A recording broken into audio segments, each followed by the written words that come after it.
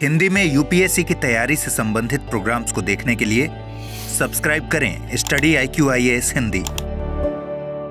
एक देश जो 80 साल पहले एक कसम खाता है कि वो अब से किसी तरीके का कोई हथियार नहीं बनाएगा और ना ही वो किसी देश को हथियार बेचेगा, और आज उसी देश को 80 साल के बाद वो कसम तोड़नी पड़ती है। मैं बात कर रहा हूं जापान की, और मैं बात कर रहा हूं जापान के 21 अप्रैल 2026 को लिए गए फैसले को लेकर के, जिसमें जापान के द्वारा कहा गया है कि वो अब हथियार बनाएंगे भी और हथियार बेचेंगे भी। तो वो एक कैबिनेट मीटिंग जो 80 साल के कसम को तोड़ देती है, और इस कसम को जो कि जापान के द्वारा लिया गया है और जिसको इंडिया ने वेलकम किया है, क्योंकि उसी 21 अप्रैल के एक दिन के बाद इंडिया और जापान के बीच में army to army staff level meeting होती है, और जिसमें डिफेंस पैक्ट्स को लेकर के बात की जाती है, डिफेंस डील्स को लेकर बात की जाती है, और किस तरीके से इंडिया और जापान अपने डिफेंस कोऑपरेशन को आगे बढ़ा सकते हैं उसकी बात की जाती है। तो ये क्या है, और सबसे बड़ा सवाल कि जब इस तरह का फैसला लिया जाता है तो आप देख सकते हैं कि पूरे दुनिया, चाहे वो यूएस हो, यूरोप हो, इटली हो, सबके द्वारा इस तरह की चीजों को एक्नॉलेज किया जाता है और मतलब शुभकामनाएं दी जाती है, वेलकम किया जाता है। वहीं पर चाइना एक ऐसा देश है जो इस तरह के स्टेप को विश्व शांति के अगेंस्ट बताया जा रहा है, और वो इंडिया तक को ये याद दिला रहा है कि जापान का समर्थन आपको नहीं करना चाहिए, क्योंकि वर्ल्ड वॉर के टाइम पे जापान ने, तब उस टाइम पे ब्रिटिश कॉलोनी थी इंडिया, तो जापान ने ब्रिटेन पर हमला किया था। तो वो उससे कौन सा कारण है जिसकी वजह से जापान ऐसा कर रहा है, और वो ऐसा कौन सा कारण है जिसकी वजह से चाइना डर रहा है कि ये देश दोबारा से अगर मिलिट्री कोऑपरेशन बढ़ाने लगा, हथियार बनाने लगा, तो इससे सबसे ज्यादा चाइना को तकलीफ होगी। और वो ऐसे कौन सी बातें हैं जिन की वजह से हम ये कह सकते हैं कि इंडिया और जापान फ्यूचर में डिफेंस कोऑपरेशन कर सकता है। तो जापान के सुनहरे दिन आ रहे हैं, अब समय आता है कि ये सुनहरे दिन आपके लिए भी आए, और इसीलिए स्टडी IQ ने आपके लिए बहुत अच्छा ऑफर निकाला है। देखो, यहां पर ना एक चीज मैं आपको बताना चाहता हूं, पिरामिड वाला जो अपॉर्चुनिटी का जो कोन होता है ना, वो इस तरीके का होता है। जब आप शुरुआती दिनों में आपके लिए जो अपॉर्चुनिटी होगा वो आपका कहीं ना कहीं इतना ज्यादा होगा, ये देख रहे हो ये कितना बड़ा स्पेस है, लेकिन धीरे धीरे जैसे जैसे टाइम बीतता जाएगा आपका जो अपॉर्चुनिटी है वो धीरे धीरे आपके लिए कम होता जाएगा। तो इस अपॉर्चुनिटी का लाभ उठाइए और स्टडी IQ के बेहतरीन कोर्सेज में इनरोल कीजिए, और टेंशन लेने की कोई बात नहीं है। अभी एक बहुत अच्छा ऑफर चल रहा है, अगर आप ये झा लाइव कोड का इस्तेमाल करेंगे तो आपको 50% डिस्काउंट मिलेगा विथ डबल वैलिडिटी। मतलब कोई कोर्स अगर 1 या 2 साल के लिए, तो अब 4 साल के लिए हो जाएगा या 2 साल के लिए हो जाएगा, तो 50% डिस्काउंट और डबल वैलिडिटी के साथ। तो आप जाइए, क्योंकि अगर मतलब आप अपने लिए मेहनत नहीं करेंगे तो फिर कौन ही आपके लिए मेहनत करेगा। तो जाइए, और एक चीज ये भी आता है कि कोर्सेज से रिलेटेड गाइडलाइंस नहीं मिलती है, तो आप जो है नीचे दिए गए फॉर्म पे क्लिक कीजिएगा, तो वो मेरी फॉर्म है। अगर आप क्लिक करेंगे तो आपको मेरी टीम मतलब कनेक्ट करेगी, और फिर भी आपको समस्याएं आती है तो आप डायरेक्टली मेरे से आप बात कर सकते हैं। तो नीचे दिए गए फॉर्म पे आप फिल कीजिए, अपना नाम और फोन नंबर रखिए, और मेरी टीम या मैं आपसे कनेक्ट करने की कोशिश करूंगा। तो अब चलो वापस से अपने टॉपिक की ओर, कि वो ऐसा कौन सा कारण है जिसकी वजह से जापान को अपनी कसम तोड़नी पड़ी। तो देखो, सबसे पहले मैं आपको बता दूं कि 1945 को हिरोशिमा और नागासाकी के ऊपर में बॉम्ब गिरता है। हमको पता वर्ल्ड वॉर में क्या होता है, और जापान को हार मिलती है, न्यूक्लियर बॉम्ब गिराया जाता है, और उसके बाद अमेरिका के प्रेशर में आके कॉन्स्टिट्यूशन में बदलाव किया जाता है, आर्टिकल 9 को ऐड किया जाता है कि वो किसी तरीके का कोई भी ऑफेंसिव मिलिट्री नहीं रखेगा और जापान कभी युद्ध नहीं करेगा। और उसके बाद हम देखते हैं कि जापान, अब आप IQ का लिस्ट देख लीजिए, अभी मैंने एक इंडेक्स देख रहा था जिसमें था कि जापान टॉप कंट्रीज में से आता है जहां के लोगों का IQ बहुत अच्छा है, और उसके साथ साथ इतनी छोटी सी कंट्री, उसके बावजूद भी जापान टॉप 5 इकोनॉमीज में आता है, और उतनी बड़ी इकोनॉमी बिना डिफेंस एक्सपोर्ट के जापान चला रहा है। इतना टेक्नोलॉजी होने के बावजूद भी जापान जो है flag jackets, gas mask, mine sweeping, मतलब ऐसा जो कि नॉन लीथल है, डुअल यूज पर्पस के लिए आ सकता है, लेकिन नॉन लीथल है, इस तरह के वेपन्स को एक्सपोर्ट कर रहा था। लेकिन रही बात सबमरीन्स की, एयरक्राफ्ट कैरियर्स की, ठीक है, और डिफरेंट टैंक्स की, तो इन सब चीजों के ऊपर में जापान कोई एक्सपोर्ट नहीं कर रहा था। Why? Because of article 9। But फिर जाकर के जापान इस तरह की चीजों को अब वापस से शुरू कर रहा है। आप देख लो ना कि जापान के पास सबमरीन बनाने का ऑप्शन है, टेक्नोलॉजी है, फाइटर जेट बनाने का, डिस्ट्रॉयर्स, मिसाइल्स बनाने का टेक्नोलॉजी है, लेकिन जापान ये इतना केपेबल होने के बावजूद भी वो किसी को बेच नहीं पा रहा है। रीजन आर्टिकल 9 का, और अब जापान के फॉरेन पॉलिसी को चेंज कर रहा है। अब देखो इस तरह की चीजें जो जापान ये स्टेप ले रहा है, इसके पीछे का कारण क्या है? तो एक दो कारण नहीं होता है, सीरीज ऑफ इवेंट्स होते हैं, तब जाके कोई देश एक तरीके का पॉलिसी अडॉप्ट करता है।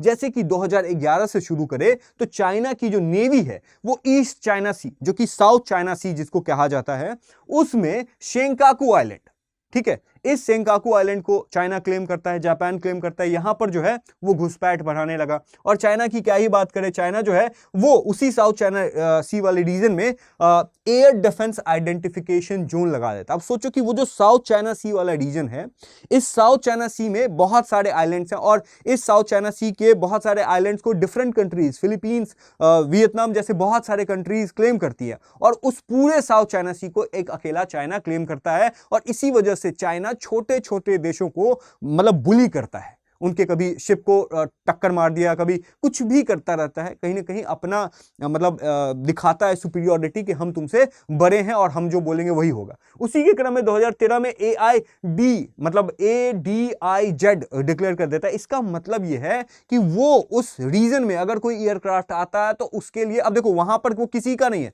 चाइना का वो जमीन नहीं है, लेकिन चाइना बोलता है ये मेरा है। तो अब अगर उस जगह पर किसी भी देश का एयरक्राफ्ट आता है तो वो सबसे पहले चाइना को पूछेगा, चाइना को बताएगा। तो इस तरीके का बात किया गया। उसके बाद 2014 में शिंजो आबे, जो कि जापान के लिए बहुत इंपॉर्टेंट लीडर रहे हैं और इंडिया जापान रिलेशन में भी बहुत मतलब ऊंचाई को मतलब पहुंचाने वाले एक शिंजो आबे भी रहे हैं, तो उन्होंने इस आर्टिकल 9 को रीइंटरप्रेट किया था और कहा था कि हम एलाइज के साथ युद्ध लड़ सकते हैं। और इसके बाद 2025 में चाइना का एग्रेशन बढ़ जाता है, और इसके साथ साथ चाइना जो है अपना डिफेंस बजट 7.2% बढ़ाकर 246 बिलियन डॉलर्स तक का हो गया है, जो कि इंडिया के डिफेंस बजट से भी कई गुना ज्यादा है। आप जाके चेक कर सकते हैं।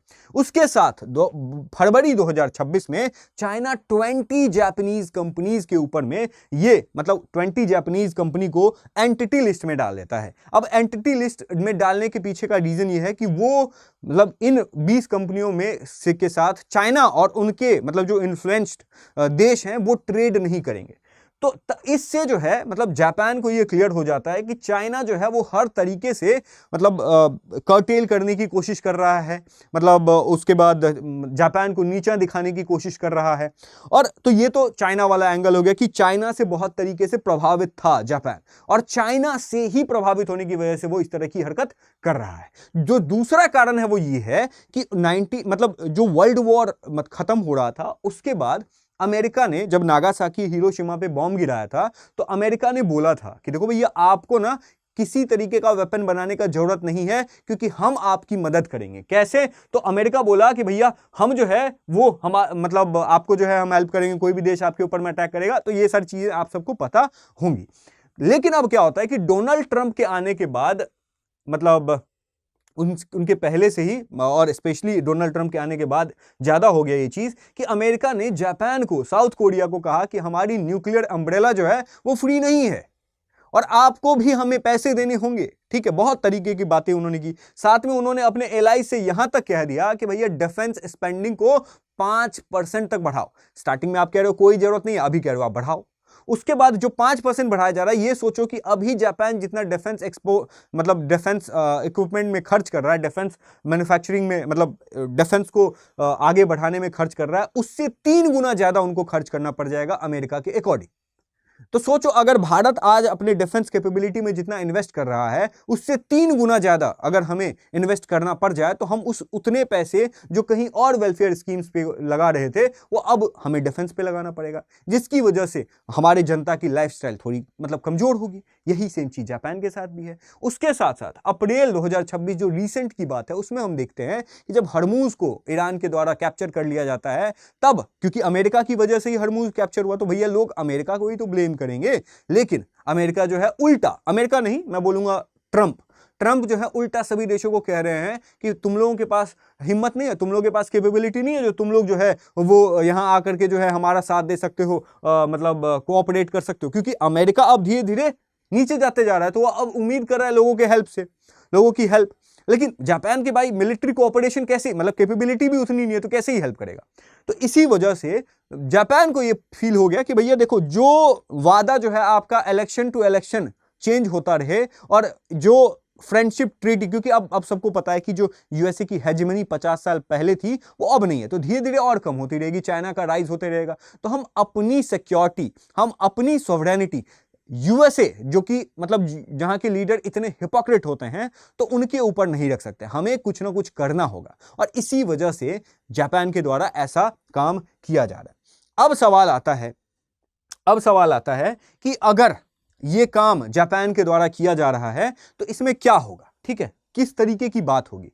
तो सबसे पहले आप देखो कि यहां पर मतलब जैसे कैबिनेट, जो पीएम ताकाइची की जो कैबिनेट है वो कह रही है अब हम फाइटर जेट्स भी बनाएंगे, मिसाइल भी बनाएंगे, डिस्ट्रॉयर्स भी बनाएंगे, और सभी जो भी आर्सेनल है हमारा उसको एक्सपोर्ट करेंगे। तो क्या पूरी दुनिया को एक्सपोर्ट करेंगे? तो यहां पर बहुत क्या चाहता है कि वो कह रहे हैं कि हम 17 देशों को हम एक्सपोर्ट करेंगे, ठीक है, सभी तरीके का आर्सेनल। अब सोचो जापान की टेक्नोलॉजी अगर फाइटर जेट्स वगैरह बनाएगी तो कितने सस्ते दामों पर इंडिया को मिल सकता है, और फ्यूचर में हो सकता है कि इंडिया और जापान जो है साथ में कोऑपरेट भी कर, जिसके ऊपर में हम आएंगे।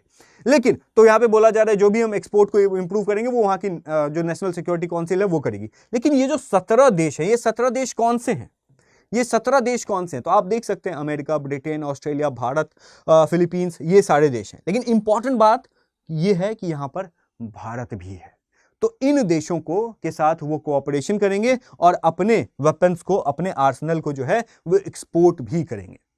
अब देखो यहां पर ना जापान के आपको डिफेंस इंडस्ट्रीज को ठीक से समझना पड़ेगा।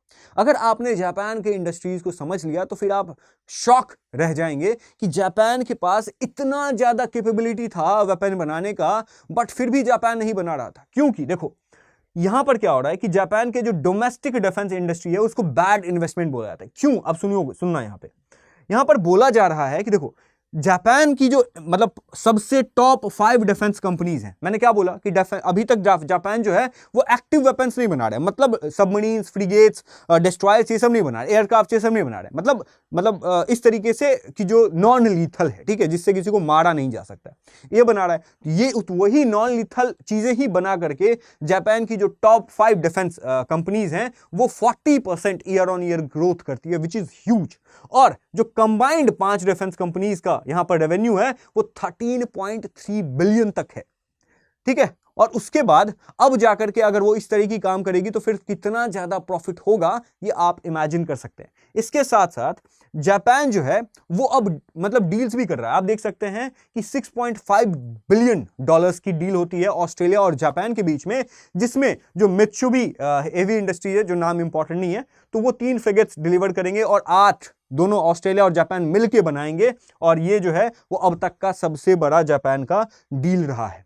उसके साथ साथ जापान, ब्रिटेन, इटली के साथ मिलके 6th जनरेशन, जो कि अभी बात चल रही है कि वो भी इस ग्रुप का हिस्सा हो सकते हैं और साथ मिलकर के जो है वो 6th जनरेशन एयरक्राफ्ट बना सकते हैं।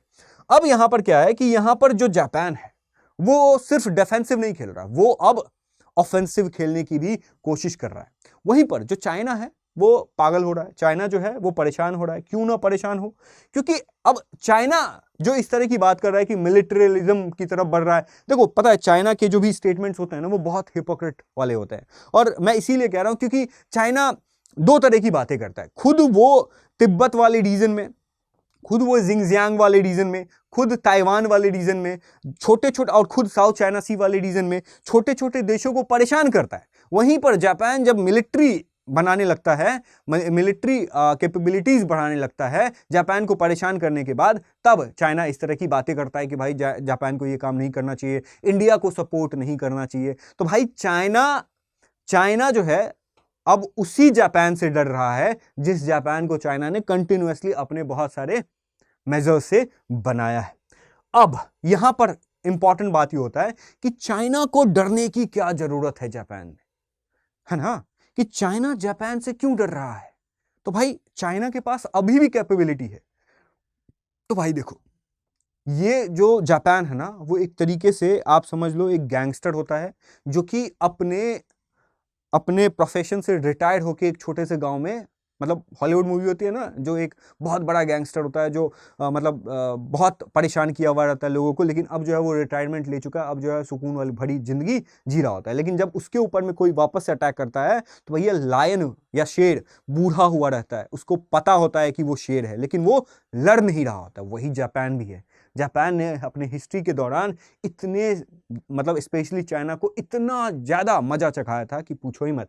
1894 से 1895 के बीच में सीनो जापानीज वॉर होता है, जिसमें आपको पता है बहुत सारे रीजन से कंट्रोल जो है वो चाइना का छीन लेता है। उसके बाद 1931 से 1937 के बीच में जापान जो है वो चाइना के साथ वॉर में इन्वॉल्व होता है, और उस वॉर के दौरान ऐसी घटना होती है जिस घटना को आज तक चाइना याद रखा हुआ है। वो घटना है नैनजिंग मैसेकर की, और इस नैनजिंग मैसेकर जो है वो 13 दिसंबर को हुआ था। और अब सोचो कि मतलब एक रेंज, मतलब कुछ सालों के अंदर में ऐसा एस्टिमेट बताया जा रहा है कि इस नैनजिंग मैसेकर जो है उसमें 2 करोड़ चाइनीज को जापान ने मार दिया। और ये इतना ज्यादा भयावह था कि ये इस दिन को याद रखने के लिए 13 दिसंबर को चाइना में हर साल नेशनल मेमोरियल डे मनाया जाता है। तो सोचो कि इतना ज्यादा अग्रेशन जापान के द्वारा चाइना के ऊपर में किया गया था। नाउ इंडिया के साथ क्या कैपेबिलिटी है? तो जापान और इंडिया दोनों सिमिलर सिचुएशन से गुजर रहे हैं। चाइना दोनों को परेशान कर रहा है, गलवान युद्ध होता है, हर बार चाइना अग्रेशन करता है, इंडिया मैनेज करने की कोशिश करता है, और फिर चाइना मानता नहीं है, फिर से चाइना वही काम करता है। तो चाइना एक ऐसा देश है जिसको ना इंडिया और ना जापान ट्रस्ट कर सकता है। ठीक है, अब जापान के साथ तो ये सिचुएशन है ही, तो इसीलिए अब ये जो क्वाड है, अब देखो ट्रंप आज हैं कल नहीं रहेंगे, ठीक है, लेकिन जापान का यूएसए के साथ, इंडिया के साथ जो व्यवहार है, मतलब यूएसए को पता है कि असली दुश्मन चाइना है, तो इसीलिए उनको टीम बनाना है। और जो क्वाड अभी एक्टिव नहीं है लेकिन फ्यूचर में वापस से एक्टिव हो सकता है, क्योंकि जापान का ऑस्ट्रेलिया के साथ मैंने आपको बताया $6.5 बिलियन का डील हो रहा है, भारत के साथ डील हो रहा है, और अमेरिका तो है ही, क्योंकि अमेरिका का जो मतलब एक तरीके से दुश्मन है वो भी चाइना है। तो अभी आपको मैं बताता हूं कि जापान और इंडिया के बीच में जो रिलेशन और बेहतर हुए, जैसे मालाबार नेवल एक्सरसाइज का आपने नाम सुना होगा, जो एग्जाम पर्सपेक्टिव से भी बहुत इंपॉर्टेंट है। उसमें पहले अमेरिका और भारत के बीच में होता था, 2015 में जापान को बीच में परमानेंट मेंबर बनाया गया, 2020 में ऑस्ट्रेलिया को बीच में जोड़ दिया गया, ठीक है। और उसके बाद अभी जापान और इंडिया का जो एक तरीके से इंडिविजुअल एक्सरसाइज होता है वो जीमैक्स होता है, ये भी याद रखिएगा, एग्जाम में पूछा जा सकता है। उसके साथ साथ इंडिया और जापान, देखो 22 से 24, 21 तारीख को यह फैसला लिया जाता है जापान के द्वारा, और 22 से 24 के बीच में इंडिया और जापान में 8th army to army staff talks होती है, जिसमें वो डिफेंस कोऑपरेशन, इंटर ऑपरेबिलिटी और बायलैटरल रिलेशंस को और बेटर बनाने की कोशिश करते हैं। और इंडिया जो है इस मूव को वेलकम भी करता है। और इसके साथ साथ जो इंडिया है वो जापान के साथ कई सारे एरियाज में आगे बढ़ सकता है, चाहे वो मैरीटाइम सिक्योरिटी का हो, ड्रोन एआई टेक्नोलॉजी हो, क्योंकि ड्रोन का जो है वो यूक्रेन और पर्शियन गल्फ में जो ईरान अटैक कर रहा था, मतलब यूएसए के एलाइज के ऊपर में, और जो यूएसए यूक्रेन, चाहे यूक्रेन रशिया के ऊपर में जो अटैक कर रहा था ड्रोन्स के द्वारा, तो बहुत इंपॉर्टेंट हो जाता है। क्रिटिकल मिनरल्स को लेकर हमें पता है कि जब चाइना के द्वारा कर्ब किया गया था तो फिर वो जापान ही था जिसके साथ हम क्रिटिकल मिनरल्स को लेकर डील हम किए हुए थे। तो स्पेस और साइबर है, इंडियन ओशन में प्रेजेंस है। तो कहीं ना कहीं जो चाइना या पाकिस्तान हमें थ्रेट दे रहा होता है 2 फ्रंट वॉर की, वहीं अब इंडिया जो है वो जापान के साथ मिलकर चाइना को भी 2 फ्रंट वॉर में इन्वॉल्व कर सकते हैं। तो आपको क्या लगता है कि चाइना जो है वो उसको टैकल करने के लिए क्या हमें जापान जैसे देशों के साथ रिश्ते मजबूत करने चाहिए, या फिर आप ये सोचते हैं कि जापान के साथ अगर हम कोई इस तरीके का डील, क्योंकि फ्यूचर में हो सकता है कि कोई एक डिफेंस ट्रीटी या फ्रेंडशिप ट्रीटी जैसी चीजें साइन हो जाए, तो देखो जापान को तो चाइना अटैक करेगा ही, लेकिन इंडिया बाद में चाइना के लिए दुश्मन होगा, पहले जापान ही है। तो आप ये भी कह सकते हो कि नहीं नहीं अभी बच के रहना चाहिए, क्योंकि अगर हमने उनके साथ फ्रेंडशिप ट्रीटी साइन कर ली तो फिर हो सकता है बाद में चाइना अगर जापान के ऊपर में अटैक करेगा तो हो सकता है कि इंडिया को भी मतलब जबरन तरीके से उस वॉर में इन्वॉल्व होगा।